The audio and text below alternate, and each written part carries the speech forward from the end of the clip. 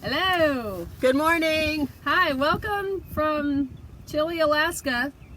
We're here freezing our you-know-what's off for you guys. Yeah, and gals. For y'all. We're 'Cause, freezing for y'all. We promised a part 2 of the land that was GMI, and this is part 2. Mm-hmm. We got. Come over on the screen so we can yeah, see there we go. Okay. your face. Yeah, we know we're not wearing masks. Amy and I literally have been working together ever since the shutdown in close proximity due to our jobs, and so we fam. You know, we do wear our masks when we're around other people. Yes. But we want you guys to be able to hear us well, and when we have the masks on, that's impossible. So, yeah. So we're out here at the Marietta City Club. Last week we did a intro. We went over to Brumby Hall, which is on this property, and talked about the history of the Georgia Military Institute and its Civil War history for this area. Yeah. And so today we're over kind of on the other side. We're on the back side of the Hilton, which we did walk into at the end of last week's video, and the conference center. And so now, if you can't already tell, we got a ride. We scored a golf cart. So before we continue, big thank you to Steve and all of his staff at the City Club for allowing us to do this. I really had wanted an afternoon slot, but that's okay. We'll take what we can get. Okay. And he is my favorite person, FYI. Yeah, and we are definitely social distancing from the golfers, not only for health reasons, but for their golf performance. I follow proper golf rules and etiquette. I learned that. I don't know proper golf rules, so my loud mouth will be all over this course. I'll keep her quiet. So, anyway, so we got a golf cart, and we're going to go around the golf course and just talk about the history of what became of this area after GMI. So the whole academy was burned when the Union Army came through in November of 1864. They burned the town of Marietta, and they burned the institute as well, except for Brumby Hall, which we saw. And it was pretty much just building foundations. That's pretty much what was left. Yeah. And I do have quickly, so just to kind of set the stage of the history we're going to get into here, I have a book, as I always do. Fabulous book that we highly recommend. This is Cobb County, Georgia, and the Origins of the Suburban South, a 20th Century History by Dr. Thomas Allen Scott. A good friend and mentor of ours. Don't let the size fool you. It is actually a very easy read. Very, very good. We love this book. Yes. We use it a lot. It's, I don't know if I've shown the first 100 years of Cobb County, written by Temple. That one was written in 1930, published in 36. 30s. Yeah. I think 36, and then it was, so it kind of started with like the Native American history up to 1936. So Dr. Scott went in and, about 20 years ago now, gosh, he went in and did a volume 2. Basically, is what this is the second, the 20th century history of Cobb County. So from about 1900 to 2000, and it's got a lot of great history on the stories of. There's just so much that happened. World War I, World War II, Bell Aircraft, desegregation, all the civil rights. All those stories are in this book. And he's done a ton of interviews and stuff too. But, so he goes in, there's just a brief endnote. I love endnotes, they're the best. I like the footnotes because it makes your paper longer. When you're writing, yes. I haven't written a paper in 20 years. Footnotes all the way. So anyways, it says, okay, just as a, I feel like all you see is a steering wheel, but okay. No, I can see right. you. Okay. The Georgia Military Institute opened in 1851 on College Hill. There's a name we're going to explain in a minute. Across from the city cemetery on Powder Spring Street. With the exception of the home of Colonel Arnoldus Brumby, all the campus buildings were burned by Union troops in 1864, just as I just said. Around the turn of the century, Professor and Mrs. J.H. Smith from the Boys High School in Atlanta built a house at the top of College Hill. And we think that was probably on the foundation of the main school building, GMI, right? Yeah. And that, which is now where the conference center sits. Yeah, we'll show you guys that in a second. Not the city club. No. Okay. The adjacent Trammell's pasture was the site of local baseball games and Marietta High School football practices. Professor Smith, journalist O.B. Keeler, Ooh, I know that name. and others decided to use part of the pasture for a 3-hole golf course, the first in Marietta. By 1915, a golf club had organized. Headed by Morgan McNeil Sr., the members applied for a charter. It was granted on 17th January 1916 to the Marietta Golf and Country Club. In the meantime, the J.H. Smith residence was destroyed in a fire. The Smiths decided not to rebuild. Instead, they sold the property to the country club for a clubhouse and golf course. The new clubhouse was constructed on the foundations of the Smith house. The Marietta Country Club stayed in that location until it moved to a new Westcott facility in 1990. So, and then after its departure, the Marietta Conference Center and Resort was built on the site. So that's just kind of a brief little synopsis of timeline of what we're looking at. But what we're going to do is break it down a little bit, because there's some interesting things that happen in the meantime throughout there. So, I'm gonna grab this real quick, guys. Yeah. I'm gonna get but I'm gonna turn this around. So we are actually kind of midway through the 10th hole. So way down there is, there we go. Way down, there we go, is the hole. And there's Amy. If we scroll that way, you can see the hill. That is the College Hill. That is the backside of the conference center. So you kind of first see talkings of College Hill, obviously with the newspapers for us in the 1870s. The first story that I pulled is actually one that doesn't sound, is not something you think about when you think of College Hill. Amy's trying to adjust. sorry, I'm trying to get you in the There we go. more. Okay. So in 1881, on College Hill was the first one that I could find, but I'm not saying it's the only one, because it's not. But, and there might have been one before, was the hanging of Pink Pratt. So Pink Pratt was an African-American man who was found guilty in what I would deem a sham trial of assaulting a white girl in 1880. This trial obviously is he's not tried by a jury of his peers. He's, we all know those stories, but he was hung here. They actually built the gallows up on the hill. Thousands of people come to see this, and this is as I said, the first one that I know of, but potentially there could have been others within that 15-year gap between GMI burning and 1880. They're more than likely were just not documented. We are trying to compile, as morbid as it sounds, try to compile a list of lynchings and as much detail as we can, specifically to someday address those at the museum and in the community, maybe with a memorial of some sort. So that's something we're doing, and this would be a part of that. So in the story, the end of it, it says, "It is generally conceded that Pink Pratt met his death with remarkable coolness and fearlessness. He did not tremble or shed a tear. His stoical indifference seemed to impart the same feeling to the crowd. While many turned their heads away, some fainted, others jeered and laughed. Then this ended the tragic scene, and so we trust it will be many a day before Marietta has another like it." Well, many a day that I have come across is 20 years later. But I really have a sneaking suspicion that there probably is within those 20 years. The next one is in August of 1900, when Sam Robinson, again an African-American man who is accused of attacking a white woman and murdering her. And so it's the same thing. This time, though, you see in the newspaper articles the discussions of a lynching.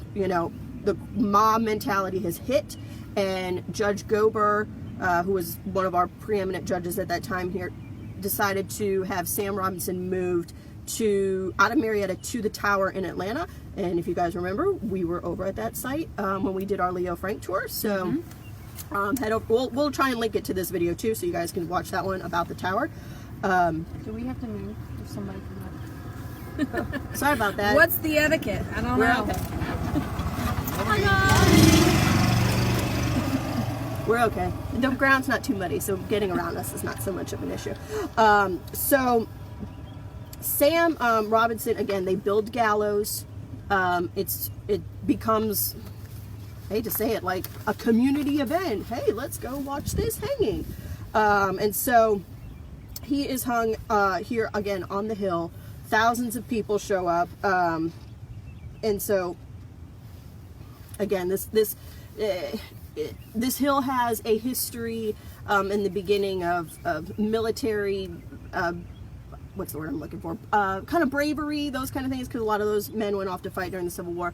But then it really has this kind of hidden history, dark, tragic history for sure. And actually, we'll talk more about tragedy in a little bit when we go to our next stop. But this hill was a location just because of its proximity to the Marietta Square, proximity to the railroads, and then also being right on Powder Springs Road. Powder Springs Road was and is a major thoroughfare. So this land, as Amy mentioned, they had football games, they had baseball games here. In 19, yeah, I was gonna say, hold on, am I missing that one? I don't want, oh, if I'm missing it, I'm gonna be upset. Oh yeah, here it is. Okay. Show you guys this. So in 1909, this property held a very interesting event, and you guys might have heard this. This is on the College Hill Showgrounds in Marietta on October 19th, 1909. If you guys can see, it's the Buffalo Bill Wild West Show. So this was kind of like a big deal. An early, I would say our early fairgrounds too, because I do believe I've read somewhere that they had a circus here as well. Like they would pitch the tents, but so this is towards the end of the Buffalo Bill Wild West Show. But this show would come in and kind of show, give people an idea of what life was like in the Wild West. And they would also, let's see, it says, you have the Battle of Summit Springs, which is interesting, educational, and thrilling, just like our videos. Thrilling. They had a great train hold up by Indians, football on horseback, life on the plains, more than a quarter of a century. Football on horseback? Yeah, the newest thing in equestrian sports. That's a new one. And then it was Buffalo Bill's Wild West and the Congress of Rough Riders of the World and then Pawnee Bill's Great Far East. So was Annie Oakley here? Because she's my favorite. Wasn't she with him? She was, but I think this is after. This is about, I don't know, 5 years before it goes bankrupt, so this is kind of towards the end. Yeah, they're hitting up towns like Marietta. Yeah. It's two worlds reflected in a mirror of ethnology. Well, that's a hard word. But yeah, I mean, it really is it's a fun show, but it's showing stereotypes or what people want of the West. Well, the West Cowboys and also and the Far East too. So they're going all the way over to like China and stuff, trying to explain that. And I'm like, right, very interesting. Yeah. But I just thought I had never known that. And then, it's Congress of the Rough Riders of the World. Marietta has a connection. Marietta Roswell has a connection to a Rough Rider. Yes, absolutely. One of the he was from Roswell, which at the time was Cobb County. He was a Rough Rider and rode with Roosevelt. And later on, when Roosevelt made his visit to Roswell to visit his mother's childhood home, and I don't know what year that would have been. I think it was like 1905. It's like that. It's right at the turn. Yeah.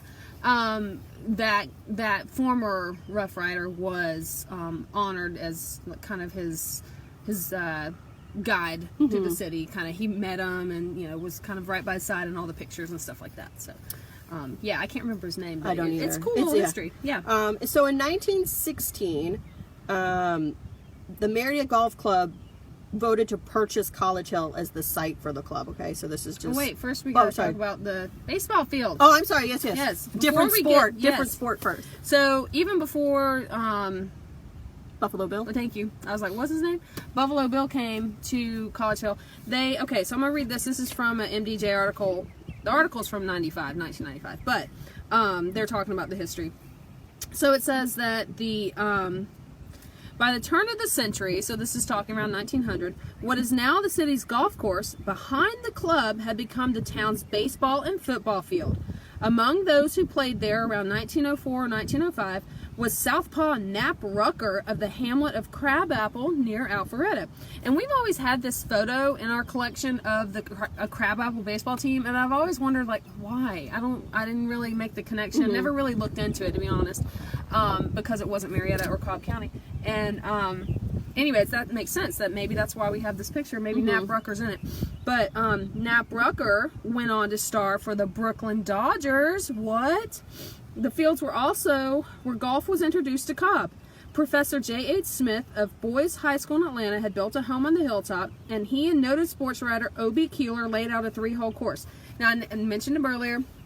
So O.B. Keeler lived in did he live in Tranquilla? No, yeah, he didn't live. No, his house. He did. Yeah, was Tranquilla. I don't. Oh, crap. I don't think so. I don't think so. But Cobb Landmarks can. We could have this argument all day. Okay. But no, I don't. I mean, he might have been raised in Tranquilla, but I don't think he lived there as an adult. Okay. Anyways, he was an editor of the Atlanta Journal, right? Sure. One of them. Yes, Atlanta Constitution. One of the two. Crap, we did not do our homework. Well, not on O.B. Keeler. Not on O.B. Keeler. Anyways, O.B. was a friend. We do know O.B. was a friend of Bobby Jones. And O.B. stands for Oscar Bain. I knew that. Okay. Boom. And he was a friend of Bobby Jones, so he was into golf, obviously. And so he's the one who laid out, he and this other guy, where was it? You're reading that one of them. Here we go. Yeah, J.H. Smith. No, that's the house. No, it says J.H. Smith Oh, in Atlanta okay. built a home, and he and noted sports writer O.B. Keeler laid out a 3-hole golf course. So the very first holes here were laid out by O.B. Keeler, who was a very personal friend of Bobby Jones. And, you said And there a was friend, another connection. of Margaret Mitchell's too. Yes, Yeah. yes, he was.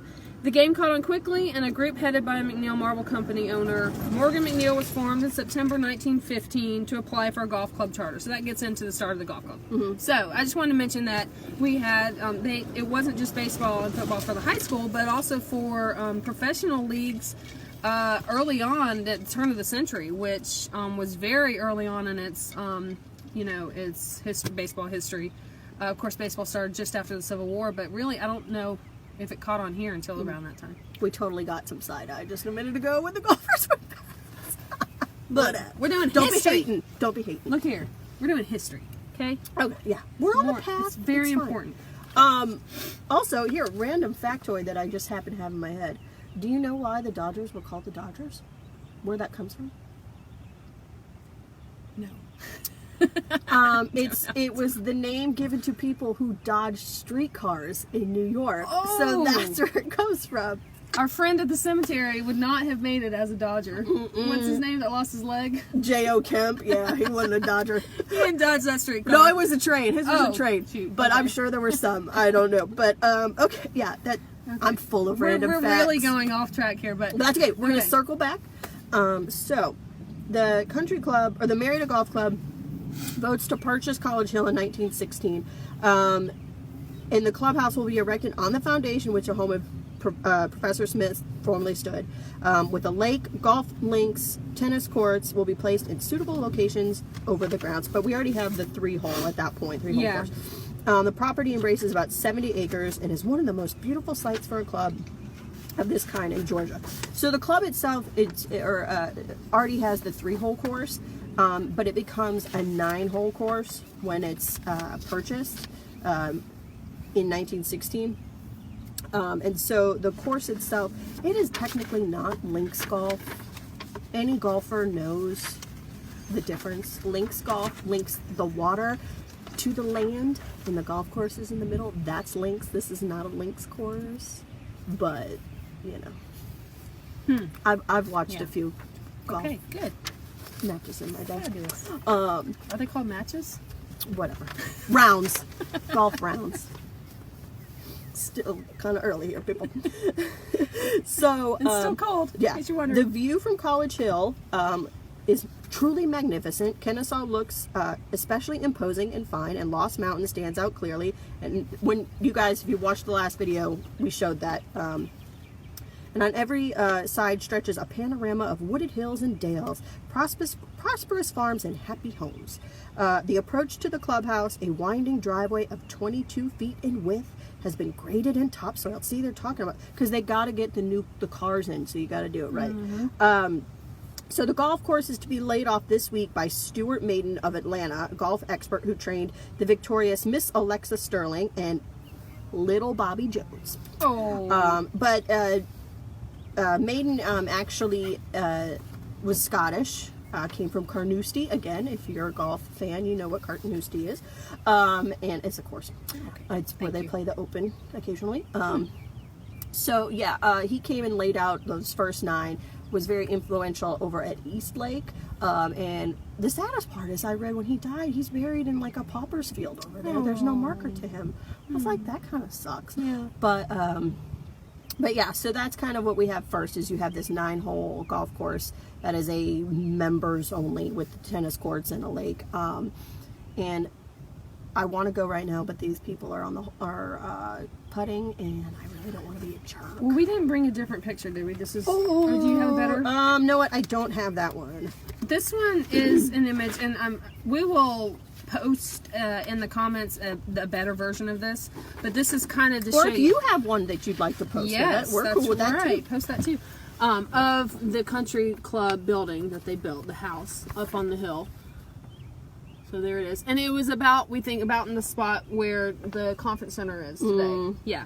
So it's not exactly where the current golf clubhouse is. It's where the conference center was. So, okay. Also, this is Stuart. Hold on. This is Stuart with Bobby Jones. Oh, okay. Yeah, I did find a picture because he is in the I think the Georgia Golf Hall of Fame. So he's the one with the striped sweater and the hat on, and then Bobby Jones. And again, if you don't know who Bobby Jones is, if you've ever heard of the Masters, that's Bobby Jones. Great history. Great They have an exhibit at the Atlanta History Center, Bobby Jones exhibit, curated by Catherine Lewis of KSU. So, and then they have stuff on him in Augusta as well, where the Augusta National Golf Course Club is, where they play the Masters. So I don't think we can go. Not where we're putting. That's rude. Okay. But what I can do is here. I showed you the hill, but let me show you some of the other props. So we're going to go down to the lake in just a minute because I do have a story of the lake, but you guys can kind of see. There's a water tower. I don't know where that water tower is, but you can see. And they're building some new homes and townhomes, I think, over where the apartment complex was, kind of right next to the city club here. So, but yeah. They're moving. Hopefully nobody cheated. No mulligans today, people. No mulligans. Alright, we'll switch back. Mulligan's is a bar, isn't it? It's that too, but yeah. Obviously she needs to go golfing. I haven't golfed in a while, but alright, slow and steady, because okay, you gotta remember how to work this. Take the, there you go. And there we go. And we're off. Probably shouldn't have let her drive. I'm gonna drive quietly. Yeah, this is like fancy with all the GPS and stuff. Oh, like, there's GPS. Oh yeah. Nice. I like the fact that we don't have to hold the iPad too. This is amazing. Yes. That's switch up.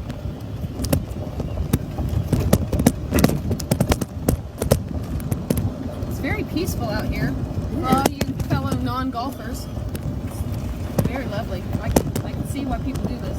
Well, I can see why people live on one. We're falling.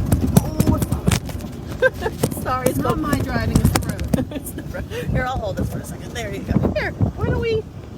Here, enjoy the landscape. Now we're going to pass... You're going to have to pass them. Need a horn, honestly. They used to have horns. They did? Yeah, quite. Or a little bell. But... They're also back to me, so they don't have any.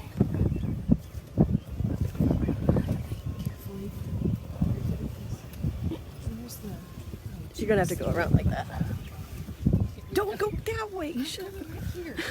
This is off-road. I should have been. I'm totally a I can operate. I'm totally a backseat driver. Oh my god, he just hit that under our heads. That's alright.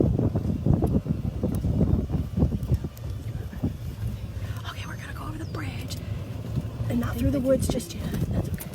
Quiet. I don't care if you guys can hear me. I'm just don't want the golfers to hear me. We're okay. I'm holding it pretty good. All right, here you go. We are doing essential work here. If they have a problem. Oh, yeah. Oh, there's geese. I thought those were ducks. Are those ducks? Those are ducks. They look like Canadian geese. I couldn't tell. What else? There's roses. Look how pretty the roses are. Should we go to the side? No, you need to go up. We can't park on the bridge. Darn, I wanted to be in the middle of the lake. We can't be in the middle of the lake because well, if they. Perfect for the story. All right. It is, but I can't. I can't because they have to be able to pass. You need to park over on the side there. Okay. Golf etiquette. Got to be able to pass. Can't pass on the bridge. Can't pass on the bridge. Boom. Look at that. Okay, you guys know I love stories of death. There's a story for you. One of our stops that we have not done in the city cemetery, but I have done this stop before. Oh, she's over there? Yes, this was in my first volume of This Is How I... And this is how I died. so they can hear Okay. Okay. And in This Is How I Died, this is in my first volume. I have 2 volumes of that. So, Della Mae Thomas Black, born April 14th, 1905, died June 23rd, 1931. Born in Morgan County, Della Mae grew up on a large family farm with her brothers and sisters. She married at the young age of 16 to Joseph Gerald Black Jr. The Black family, JJ, but the first one is actually Lemuel, so you'll see like LM and Son, Black and Sons. Prominent in Marietta businesses. I believe they built a lot of the houses around and some of the buildings, and JJ was prominent in politics because I don't know if it was senior or junior that was mayor. Yeah, one of them, and then council and all that kind of stuff. So the young couple's wedding took place in November 1921 at her family home in Madison. The wedding was described in the paper as lavishly decorated, the hall and sitting room in shades of yellow and gold, and the parlor where the ceremony was performed being in white and green. Miss Thomas is a striking brunette.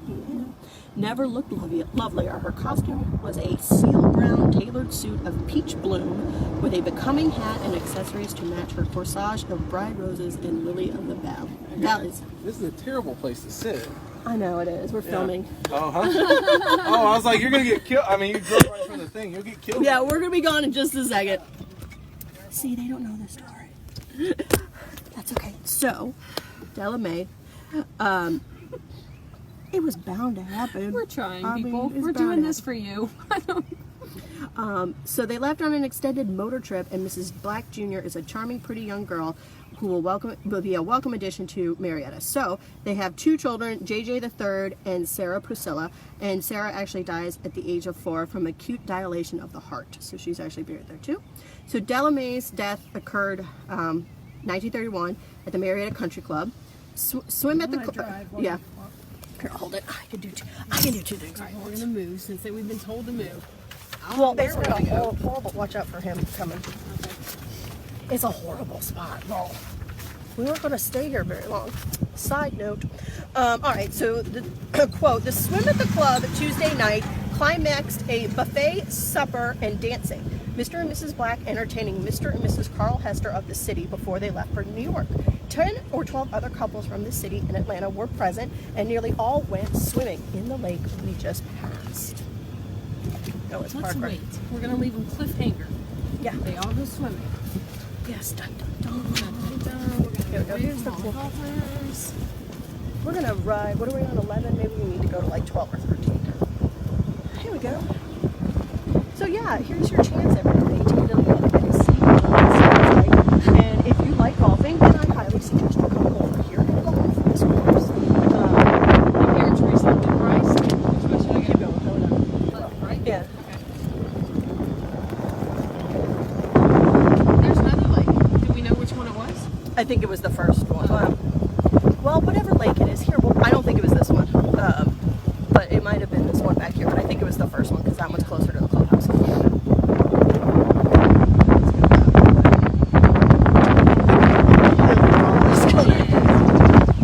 We can swing around too. That's the way it works. If you want to swing around, we can swing around and go up that hill.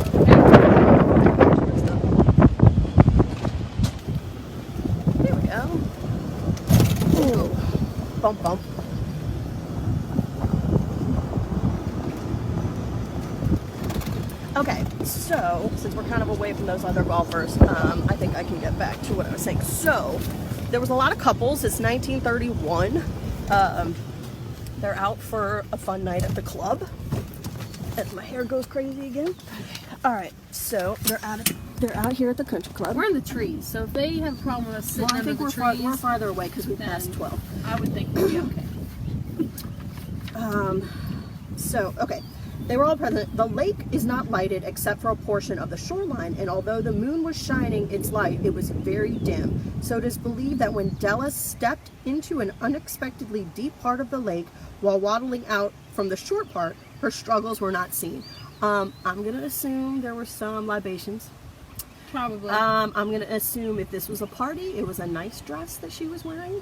One that would very easily get stuck around her legs, making it very hard to swim. Yeah. Immediately after she was missed and the male members of the party began diving in the vicinity she was last seen, but it was nearly 3/4 of an hour before her body was located and brought to the surface. So every available means of resuscitation were applied, and a pulmoner was rushed to the club with to no avail. I got the big words this time, big vocab. And so she passed away drowning in the lake here at the club. JJ would die 10 years later, and then their son JJ the third would die in military service in Germany. So yeah, this spot's got some dark, sad history, death to Maybe it. ghosts. Maybe. I don't know. I'm not gonna. I'm just saying. I'm not saying, but I'm just saying. So the other thing that we have not mentioned, and it should be duly noted, this is at that time, a segregated Yes. golf club. Right. This was Whites for only. whites only. Mm-hmm. And it was not, though, segregated between white male and female. I mean, women could play here, unlike, again, Augusta National. For a long time, they didn't have any female members. But here, women did play. So we're going to show you some. These are a couple in our collection. This is the caddies, and they are, gambling. And one of our other interviews and videos that we have is of Mr. James Gober. He is a noted civil rights leader in our community and in Birmingham. And he's mentioned a couple of times that as a teenager he was a caddy here. So these are probably a little bit earlier. These are the 40s. But yeah, if you're interested to hear more about Mr. Gober's life, that is on our YouTube channel as well. Yes, I did get that up there. All right. FYI, the first 17 minutes are in the wrong way, but I fixed it. Amy noticed the problem. Christopher, just listen. Just listen. Just It's listen. good. And the moderator for that is Dr. Tom Scott. Yes, who he we wrote have the book. That's right. All right, so I think I'm good on my part because I kind of did an early history. It was a nice golf club here for decades. It was the country club set of Marietta.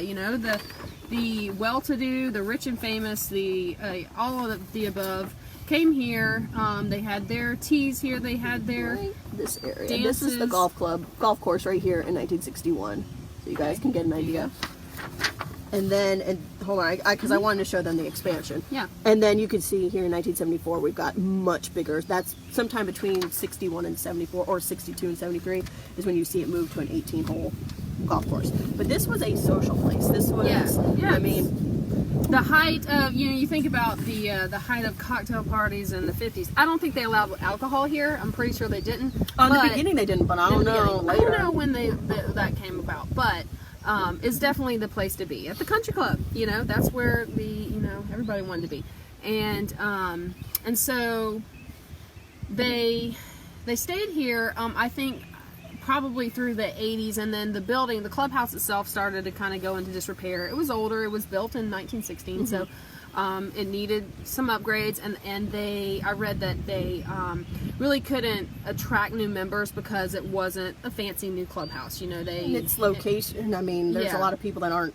downtown anymore, downtown Marietta. They're farther away. Yeah, people moving out. So so what they did, I'm going to make sure I get this right, is they moved up. For those who don't know, the Marietta Country Club is still around, and it is now up off of Stylesboro, just north of Barrett Parkway, between Barrett and Kennesaw Due West. And actually, the land that it sits on was Latimer Farm, which was a site of many a pretty intense Civil War battle. There were soldiers all over the place over there, and that was part of the Kennesaw Mountain, Atlanta campaign area. But the reason they moved, okay, we know, is because the clubhouse was run down and they wanted someplace new. I think they probably wanted a chance to rebuild the golf course, and this presented that opportunity as well. And so in 1990, there was a three-way deal that was made. And let's see, Yeah, it's a little strange. So. Okay, so in a complicated three-way deal, the country club traded its land and facilities on Powder Springs Street, so this land, to Euleen Murray of Atlanta, who owned the 245 acres in the shadow of Kennesaw Mountain. So the land that's on Stylesboro, Euleen Murray owned it. So the country club traded its land with Euleen, and I did read somewhere else that Euleen also got some cash money with that trade as well. I think that property out there is bigger than this property. Yeah. It's okay. And then Mrs. Murray then sold the old country club to, which she now owned this land. She then sold the old country club to the city of Marietta for $6.6 million, and this is in 1990. And then the city had plans to renovate and open the old club to the public. So they sold it with the old clubhouse, and but they knew that wasn't exactly the clubhouse they wanted either. So by 1995, they were tearing down the old clubhouse to build the clubhouse we have now. Okay, hold on. I do have that. Let me make sure I get the right one. All right, so we actually do have some aerial shots. So this is July 24th, 1995. So you guys can see it. There's the clubhouse, but there's really nothing else besides parking and dirt. And then this is before the conference center. Yeah, this is right before. So sorry, this next one's blurry, but in December, late December 1995, this is what the front looks like. So within less than 6 months, they've got some sort of building going. And that's pretty impressive. There's the conference center, Yeah, that yellowish building. Yeah. And then you guys can get a better idea from the back side. That's what it looks like, same time period. And then this one is a year later, July 1996. So there it is. That's what it looks like. Kind of pretty much the same. And then Brumby Hall is way over here in the corner. But yeah, that's what it looks like. So, yeah. So that's about it, I think, for the history and the dark history of, and some of the fun history of this golf course and this club and this land. There's been I'm sure a lot more stories here that we don't know about. So if you have any personal stories, pictures, memorabilia, anything like that, that'd be secret rendezvous. After the country club party, you know. Y'all just put it out on Facebook. Nobody's gonna read that, you know. You can private message us. We'll just tell each other. Nobody else. We're cool with that too. Yes. So yeah, this was fun. I enjoyed this one. We only got chastised once. That's not bad, he right? Was joking. He's all right. I think he was concerned for our safety. I think he was afraid we're gonna get hit by a ball. Wouldn't have been the first time I got hit by a golf ball. Okay, It's happened. All right, so next week, we don't know where we're going yet, but we will probably be live. Just because this one we had to work with their time schedule. So you know what we're gonna do now? We're gonna hit stop and we're gonna go rolling through this golf course. Bye.